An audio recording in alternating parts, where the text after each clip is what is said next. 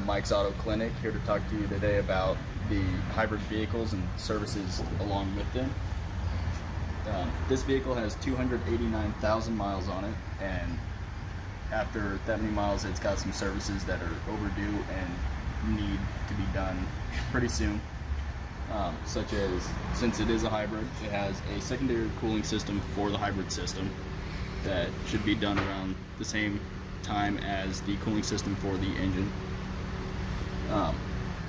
And with 289,000 miles, vehicles can have different leaks like timing cover leaks and head gasket seeps and leaks, such as this one has.